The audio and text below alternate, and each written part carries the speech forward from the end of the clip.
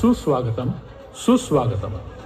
अखिल विश्वाला मांगल्याचं वरदान देणारे मंगलमूर्ती श्री गणराय, जुलमी परकीय शक्तीचा नाश करून स्वराज्याचं महन मंगल तोरण बांधणारे पुण्यश्लोक छत्रपती श्री शिवराय, या मंगल उत्सवाचे प्रणेते लोकमान्य टिळक, भडकलेल्या स्वातंत्र्य यज्ञात सर्वस्वाची आहुती देणारे थोर क्रांतीवीर आणि राष्ट्राच्या हितासाठी तन मन धन अर्पण करणारे सर्व ज्ञानवंत कीर्तिवंत भारतपुत्र यांच्या चरणी विनम्र अभिवादन करून 100 वर्षांहून अधिक परंपरा लाभलेले निंबाळकर तालीम मंडळ सार्वजनिक न्यास उपस्थित सर्व रसिक गणेश भक्तांचे सहर्ष स्वागत करीत आहे.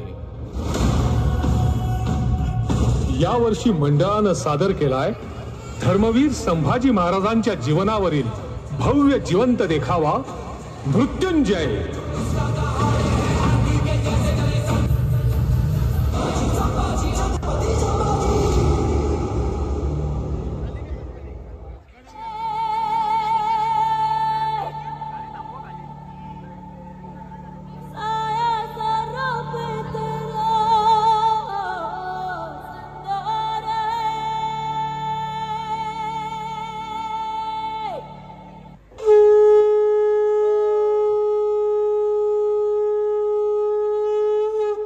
कणाकणानं स्वराज्याचा भाग्य कलश भरत होता. महातेजस्वी शिवशंकराचं शुभवरदान लाभलं. सईबाई महाराणी सरकारांचं पुत्ररत्न जन्माला आलं. शिवरायांना पुत्र झाला. स्वराज्याचा भावी तारणहार आला.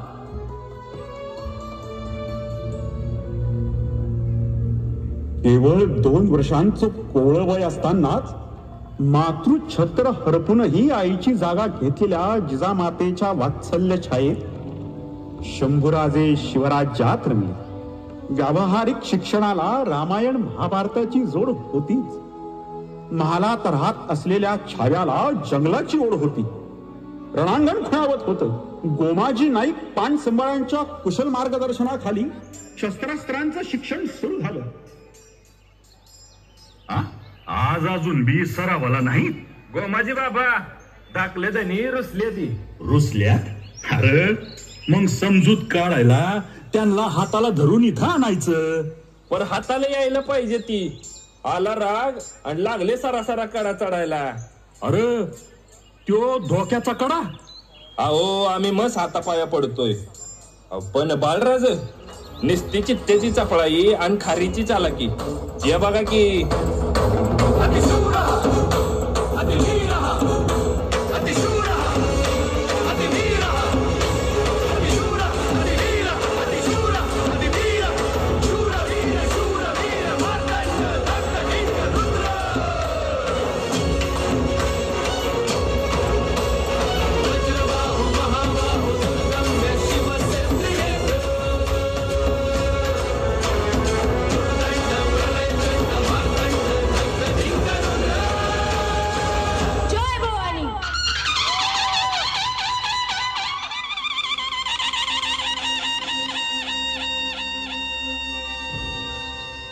बाजी, या गोमाजी नाईक पान संबळाची पक्की खात्री आहे. आपलं शंभूराज महिषासूर मर्दिनी भवानीचा सिंह होणार.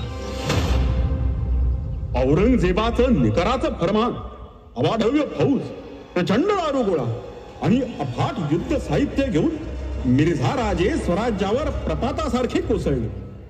त्यांच्याशी लढताना शस्त्रांची शिकस्त करून असंख्य मावळे धारातीर्थी पडले. निरुपायानं जिंकलेले 23 किल्ले महाराजांच्या हवाली करून महाराज आलमगीर औरंगजेबाच्या भेटीसाठी आग्र्याला निघाले. सोबत जाणार होते केवळ 9 वर्षांचे शंभूराजे. मासाहेब, आम्हाला तुमच्या गोष्टीतले राम आणि कृष्ण दोघेही आवडतात.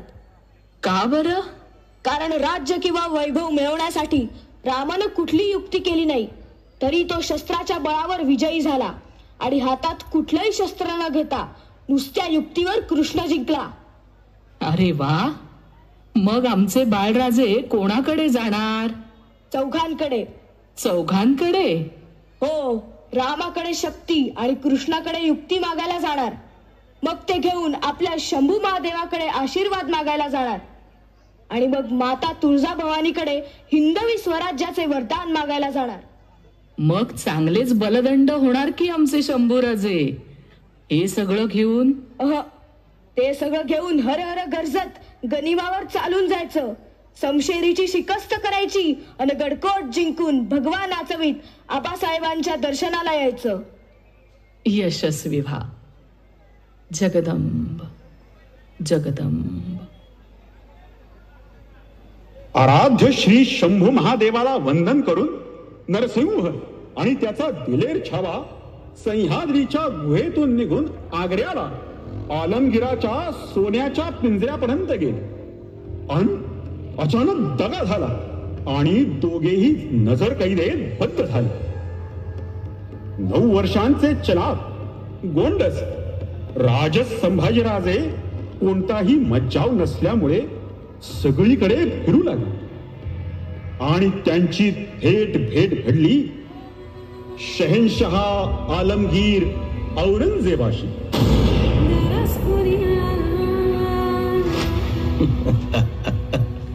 आइए आइए बरखुरदार, बड़ी खुशी हुई आपसे मिलकर. दिखने में तो बड़े गुलजार और शेरे सूरत हो. बच्चा भी तो शेर का ही हूँ.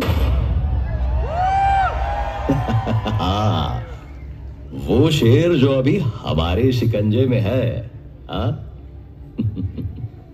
आपको मालूम है उन्हें क्यों हमारे पास इतना दूर आना पड़ा?